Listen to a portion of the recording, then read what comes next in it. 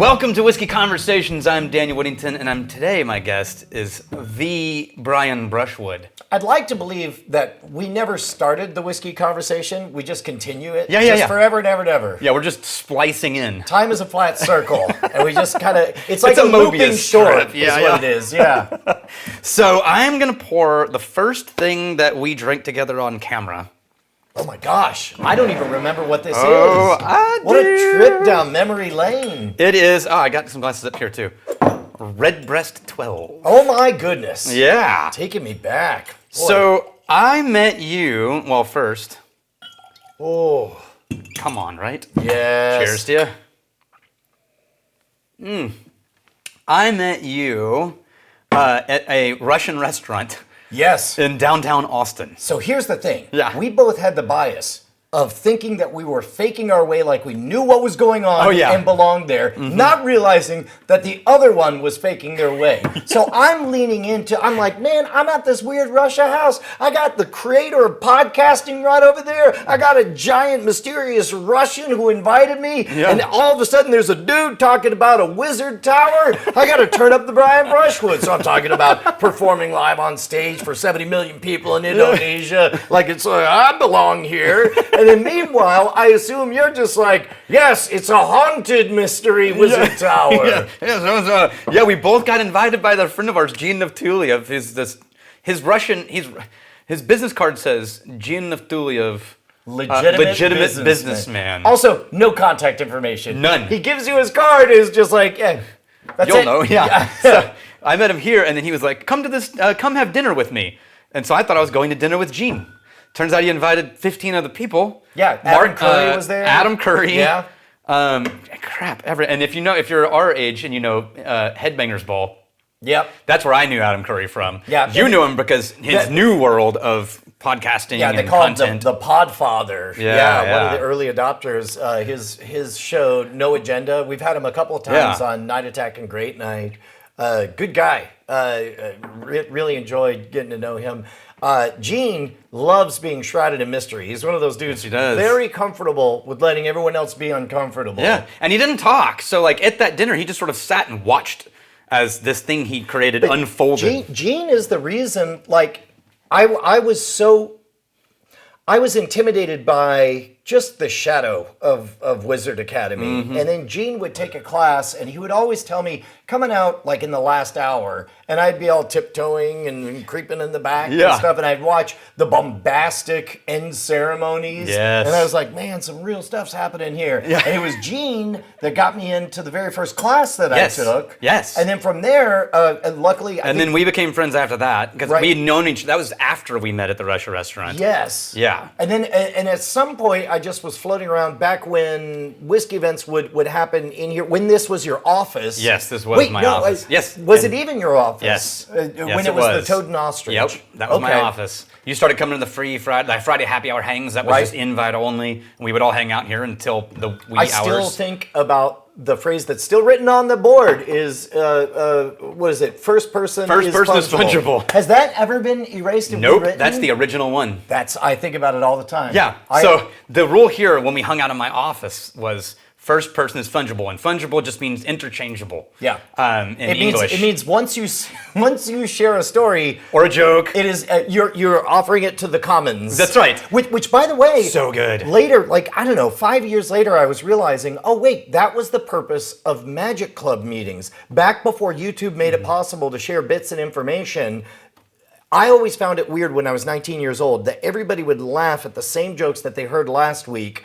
And I was like, why are they doing that? Now I realize that they are reinforcing and rehearsing bits of business with each other. Yes, absolutely. And that's why the rule was anything you hear here, if you give credit for it later, you failed. Yeah. You need to deliver the story as if it happened to you. And I understand, you know what? That's a good way to put it. Because if you were to watch some stand-up comedian's YouTube stuff and then start using his material, that would be a no-no. Yeah. But I love the idea that it's like, man, you knew it was a snake when you walked into it. Yeah. Like, you're the one who said the story. It says it right here. Yeah.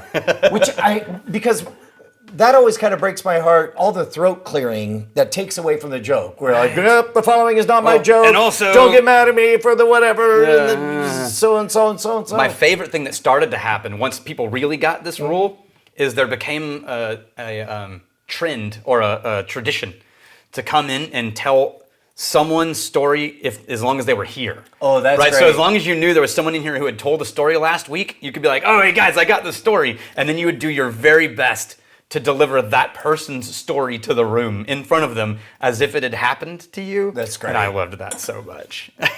So at some point, Wizard Academy stopped being a scary, intimidating place. And you started taking classes. Yeah. Then you took, we did this, you became a whiskey somm. Oh my God. This was before hardest class I took in the academy. Only one with the final exam. Yeah. I was deeply intimidated by it. Yeah, but you did good. Yeah. Also, it's an uphill climb, taking notes because you're drinking the whole time. Yeah, you are. And I know, well, I don't want to spoil it, but there's one move you do that's the best move. Yeah, I know which one you're talking about. Yeah. I know you bristle whenever I talk about it, but look, man, it's good. It's a good move. It's all good. So that's another thing. Well, now you're on the board of directors, but we're going to come back to that. Yeah. Well, there are two things that were deeply enlightening about learning about whiskey through you. First of all, when I would come here, long before taking class, when I would come here, you would do the tour of Scotland. Yeah, at the end of the night. night. And what I loved about that context of the geography is the underlying reminder that when you consume whiskey, you are not just consuming the spirit. You are, first of all, consuming the myths, legends, and stories, backstory, and history. Also, by the way, literal esters and essences of the dirt dug on the ground. You are physically... Actually, guys, technically, Scotland is coming to you. Mm-hmm. When you do stuff like that, and you smell, and you are there.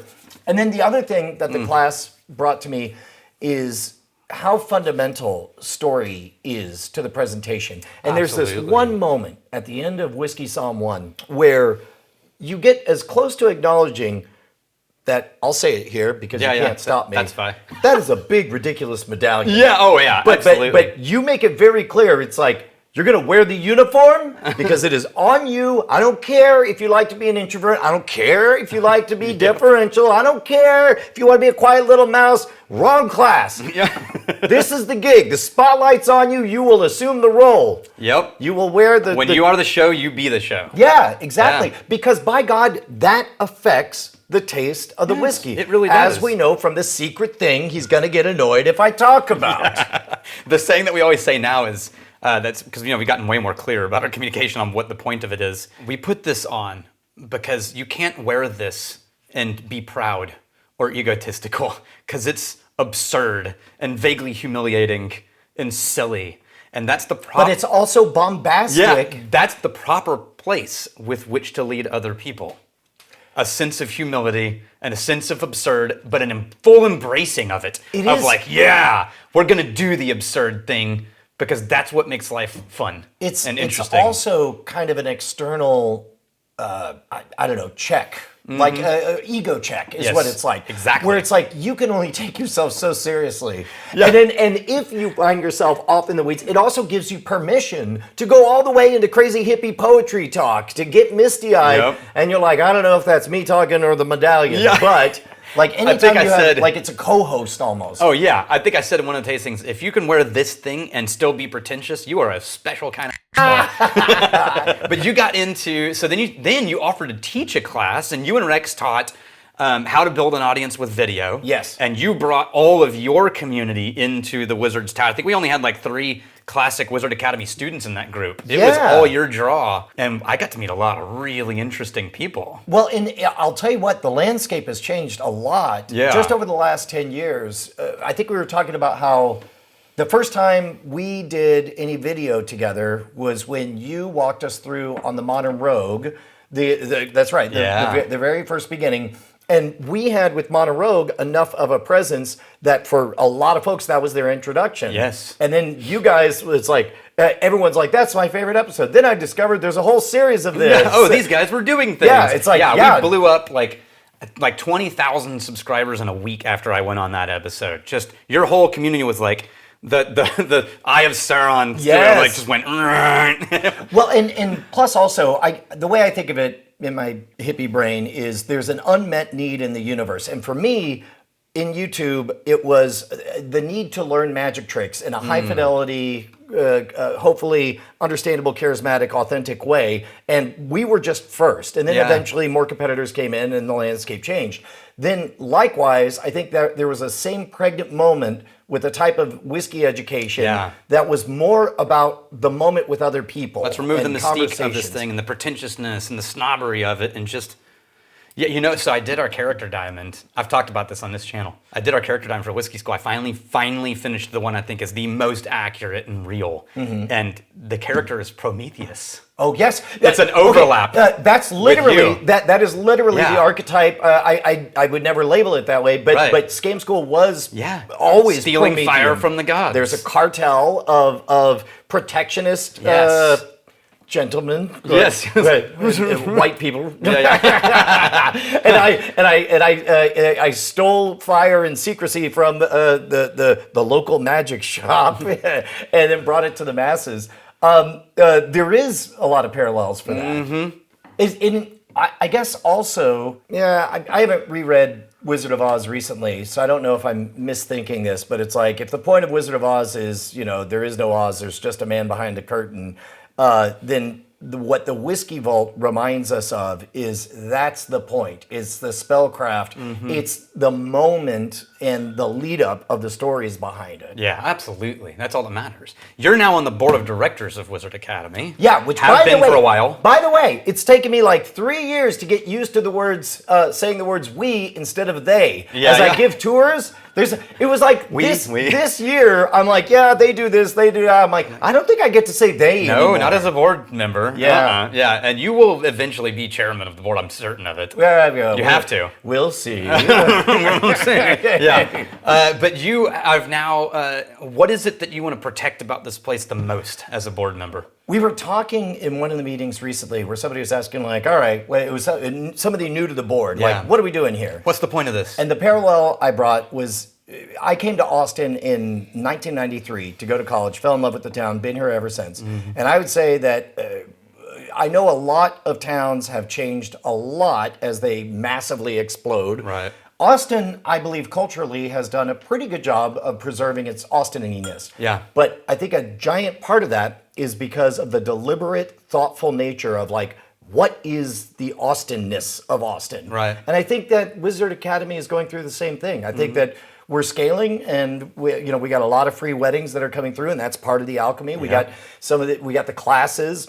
We a strong focus on storytelling and also speaking in different storytelling modalities. Like to most people, walking through a door doesn't feel like a giant narrative storytelling experience. Right. But it does here at Wizard Academy. Yes, it does. Yeah. Or check out that window. No, protecting that. Well, I am grateful to be working alongside you at this place. Yeah, and man. I'm grateful that of all the things that I got to meet you in this chaotic journey of... I'm grateful as well. Cheers to you. Sriracha.